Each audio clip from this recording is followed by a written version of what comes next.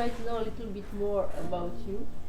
We know almost already everything about your race. In one word, if you need to use only one word to say what's the principal aspect of your personality. Oh, it's probably determination. Your favorite qualities in a man. Friendship and loyalty. And in a woman? The same. What you appreciate the most in your friends? Pretty much the same, but You know what? First answer the same. the same, but if you're looking for something different, obviously in friends, then there's you need a bit more variety and fun. What is your main fault? I have so many.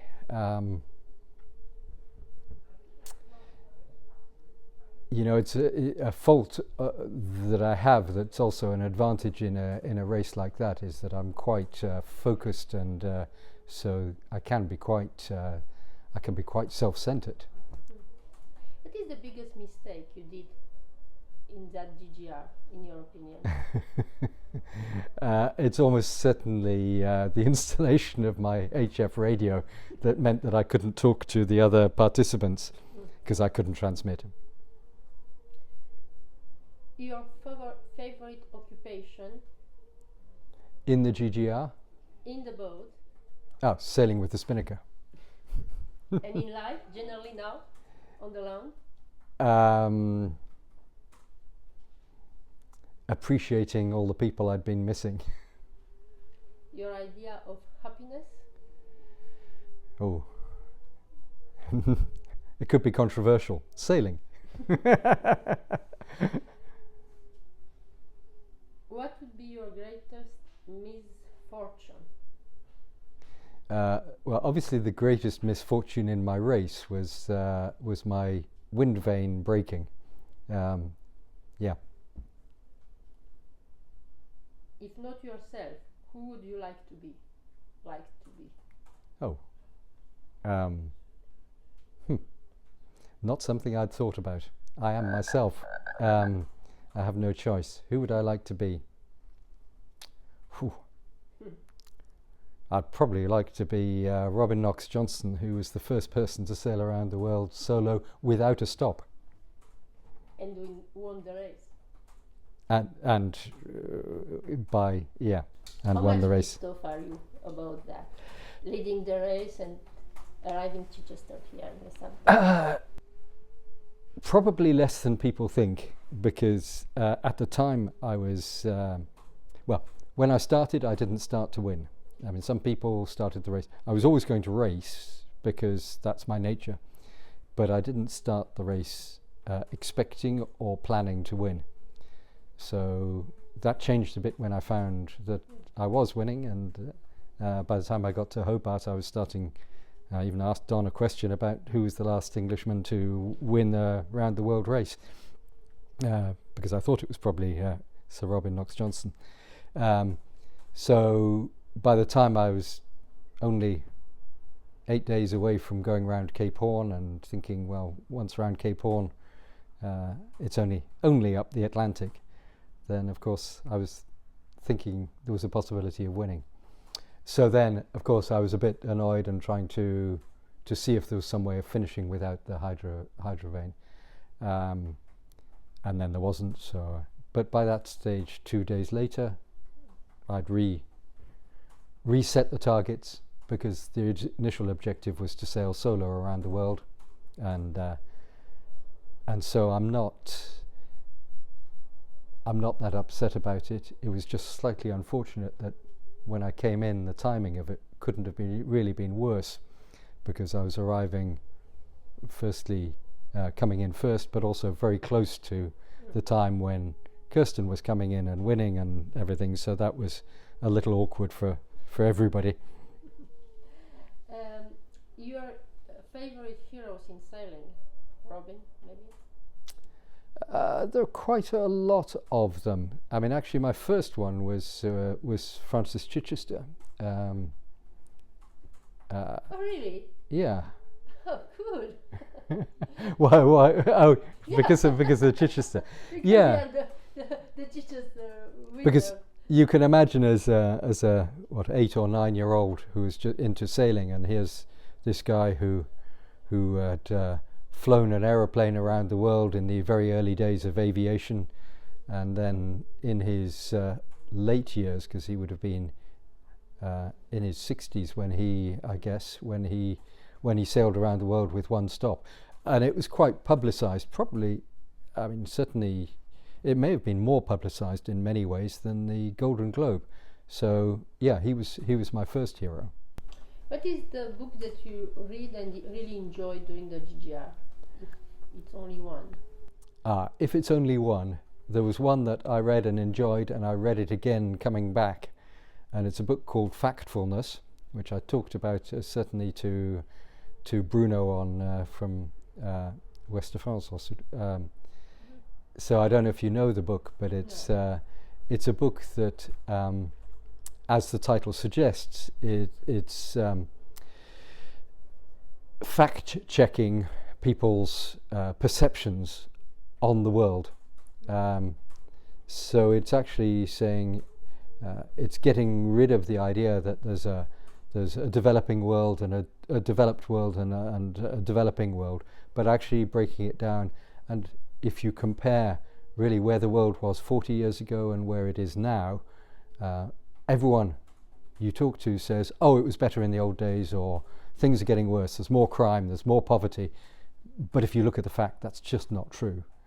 Everything is getting better steadily, perhaps not year on year, but over a 5-year period, everything is getting better. And I mean, there are so many comparisons in his book about, for example, how a lot of African and Asian countries are compared to how he's Swedish. So comparing it to his life when he was young, and actually the levels have just evened out, and it can make you, it's quite a good big book to come back to, transitioning, having been away in the oceans and exploring and seeing how fantastic the world is out on the oceans and underpopulated, and there's actually nowhere near as much pollution as you might imagine, and there's an awful lot of wildlife and everything's good out there, and you're coming back and we've got wars and political farces, and particularly in the UK at the moment, and everything seems to be a complete disaster. Actually, it's a whole lot better than you imagine it is. And you shouldn't believe, you should actually look at the facts and the numbers. And to that extent, that was a really good book that I read a couple of times. I read that was a book that was actually given to me by Gina, my daughter, to take with me, very perceptive. And I had a lot of books that were given to me, particularly in Chile when I ran out of books. I got some very interesting selections from other people, which was fantastic. Right. And speaking about not sailing, but I noticed you say it's so beautiful because it's nothing around, and you can think about whatever you want. You don't have all this negative pollution news. I noticed that all of you, when you come back, you are looking so well. You are looking younger. Are you feeling better physically, healthier in the boat, or is just you are done when you are back? No, I have absolutely no doubt that I've come back healthier than when I went, than when I left. Firstly, actually, it seems a bit perverse, but because my diet is better. Rubbish. I mean, no, I didn't eat rubbish. I'm sorry. No veggies, no fruits, no. I had fruit and veg, but just not fresh. Oh, yeah, okay. But so I have all the vitamins, and on top of that, I'm taking some of the food and stuff that I'm taking is specially prepared to look after that. So it came out in the interview with Don afterwards. I think I showed some of the foods that I was taking, and I certainly had very little alcohol on board. So actually, the regime that I had was much better than I have when I'm on land. So a good part of it is that, and I sleep more. So actually, it's a much healthier lifestyle. But a little antisocial. Hmm. Speaking about food and drinks, what is your favorite food? Maybe not in the boat because you not have so much choice, but in life, what's your favorite food and drink? Well, favorite drink is almost certainly a decent bottle of wine, which I certainly didn't take with me. I had a few little celebratory small bottles of wine for special events. Favorite food? Oh, I've got a lot of favorite foods, but the one that I had coming back was a nice steak tartare with some nice crispy chips and with a bit of texture and fresh meat and a nice salad. And that was the first meal in a restaurant coming back. But other than that, actually, I really like. I mean, the first night back, I did a barbecue for the team and family. So it was barbecuing for 15 people. I've been thinking about that all the way around. Let's back to my silly question. Oh no. Your favorite song? My favorite song? Oh, well, if I said Dido White Flag, everyone would laugh because I don't even know what it is. No, that's okay. But certain people will because it's a song that has been played a lot a long time ago on a particular race. But actually, that was one of the things that was really good about the race is that I had a selection of tapes provided to me by all sorts of friends.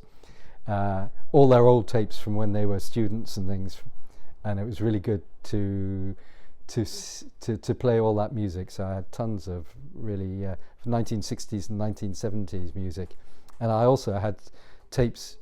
I had 7 cassettes for different parts of the voyage that were made by daughter Nikki, with messages from people, and also a selection of music and their tracks, and that was really cool as well. And yeah, I had Santana was one of my favourite bands that I had music from that. Do you have a hero in the real life? Does that mean they have to be alive? I think so. It's a Google translation of my question, my Prussian question. I think yes. Well, it almost certainly have to be Sir Robin Knox-Johnston in that case, alive and yeah, effectively founder of this event. What character in history you most dislike? I most dislike? It's almost finished, huh? That's good.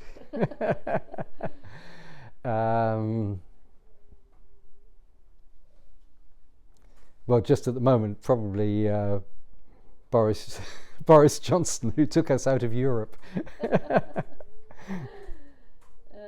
But it's probably not just him. But yeah, that's one of my biggest regrets is leaving Europe as a Brit. The natural talent you could have liked to be gifted with. Oh, I'd love to be a bit more musical, to be able to sing, to be able to play an instrument, which unfortunately I'm sadly unable to. A strange question. The others weren't strange? Yes, all of them. That's almost there now. How you wish to die? Well, that's not that strange. I mean, the first thing is I would like to die before I get too incapacitated. I mean, it's one of the facts of life that I mean, my mother is just about to die, and my father died a few years ago. My father died in perfect circumstances. He was still in good health and mentally there, and he fell down some stairs, and that was the end of him. And he was happy. We'd had this conversation. He was happy to go. I'd like to go the same sort of way when I'm still. But whether I think that at the time in 20, 30, 40, 50 years' time is another matter. But certainly, yeah. And about 20 years ago, I did nearly die. And it really wasn't bad at all. I nearly drowned with hypothermia. And that really wasn't a bad way to go, because actually there was no sensation. I wouldn't have felt a thing beyond where I was. I was already unconscious, effectively.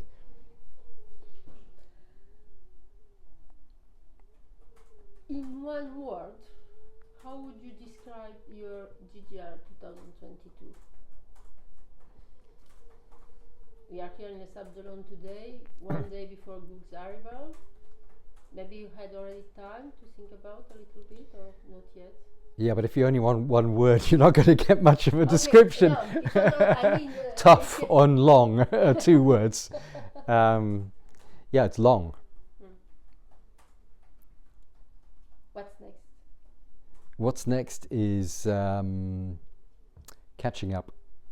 So there's a lot of people that I sort of kind of abandoned. I mean, it was a good time for me to do it because my daughters and my stepsons are all old. I have a granddaughter who's very young, who I was missing. I missed the whole of her second year. But ultimately, it was quite a good time career-wise or life-wise.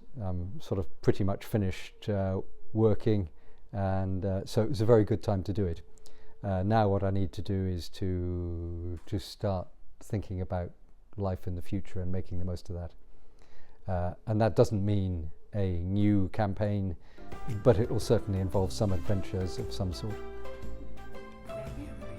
Very bien.